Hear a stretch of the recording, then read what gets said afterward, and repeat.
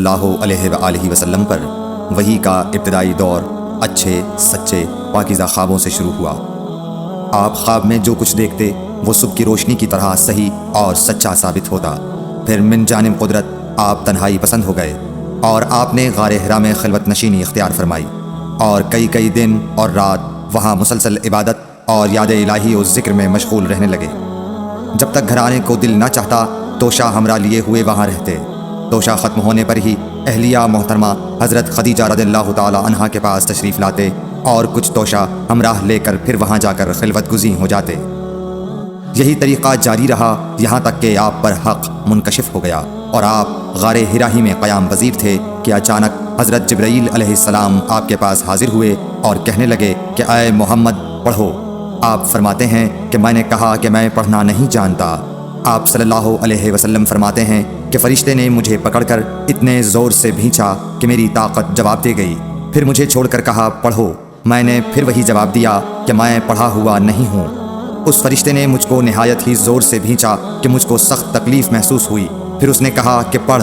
میں نے کہا میں پڑھا ہوا نہیں ہوں۔ فرشتے نے تیسری بار مجھ کو پکڑا اور تیسری مرتبہ پھر مجھ کو بھینچا، پھر مجھے چھوڑ دیا اور کہنے لگا کہ پڑھو اپنے رب کے نام کی مدد سے جس نے پیدا کیا اور انسان کو خون کی پھٹکی سے بنایا۔ پڑھو اور آپ کا رب بہت ہی مہربانیاں کرنے والا ہے۔ بس یہی آیتیں آپ حضرت جبرائیل علیہ السلام سے سن کر اس حال میں غار حرا سے واپس ہوئے کہ آپ کا دل اس انوکھے واقعے سے کانپ رہا تھا۔ آپ حضرت خدیجہ کے ہاں تشریف لائے اور فرمایا کہ مجھے کمبل اوڑھا دو، مجھے کمبل اوڑھا دو۔ لوگوں نے آپ کو کمبل اوڑھا دیا۔ جب آپ کا ڈر جاتا رہا تو آپ نے اپنی زوجہ محترمہ حضرت خدیجہ رضی اللہ تعالی عنہا کو تفصیل کے ساتھ یہ واقعہ سنایا اور فرمانے لگے کہ مجھ کو اب اپنی جان کا خوف ہو گیا ہے۔ آپ کی اہلیہ محترمہ حضرت خدیجہ رضی اللہ تعالی عنہا نے آپ کی ڈھارس بندھائی اور کہا کہ آپ کا خیال صحیح نہیں ہے۔ اللہ کی قسم آپ کو اللہ کبھی رسوا نہیں کرے گا۔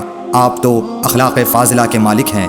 آپ تو کنبہ پرور ہیں، بے کسوں کا بوجھ اپنے سر پر رکھتے ہیں، مفلسوں کے لیے آپ کماتے ہیں، مہمان نوازی میں آپ بے مثال ہیں اور مشکل وقت میں آپ امر حق کا ساتھ دیتے ہیں۔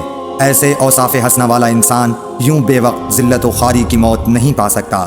پھر مزید تسلی کے لیے حضرت خدیجہ رضی اللہ تعالی عنہا آپ کو ورقہ بن نوفل کے پاس لے گئیں جو ان کے چچا زاد بھائی تھے اور زمانہ جاہلیت میں نصرانی مذہب اختیار کر چکے تھے اور عبرانی زبان کے کاتب تھے۔ چنانچہ انجیل کو بھی حسب منشائے خداوندی عبرانی زبان میں لکھا کرتے تھے۔ انجیل سریانی زبان میں نازل ہوئی تھی، پھر اس کا ترجمہ عبرانی زبان میں ہوا۔ ورقہ اسی کو لکھتے تھے۔ وہ بہت بوڑھے ہو گئے تھے، یہاں تک کہ ان کی بینائی بھی رخصت ہو چکی تھی۔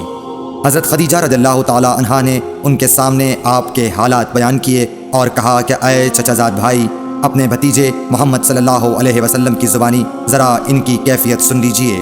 وہ بولے کہ بھتیجے آپ نے جو کچھ دیکھا ہے اس کی تفصیل سناؤ۔ چنانچہ آپ صلی اللہ علیہ وآلہ وسلم نے از اول تا آخر پورا واقعہ سنایا، جسے سن کر ورقہ بے اختیار ہو کر بول اٹھے کہ یہ تو وہی ناموس معزز رازدان فرشتہ ہے جسے اللہ نے حضرت موسیٰ علیہ السلام پر وحی دے کر بھیجا تھا۔ کاش میں آپ کے اس عہد نبوت کے شروع ہونے پر جواں عمر ہوتا۔ کاش میں اس وقت تک زندہ رہتا جب کہ آپ کی قوم آپ کو اس شہر سے نکال دے گی۔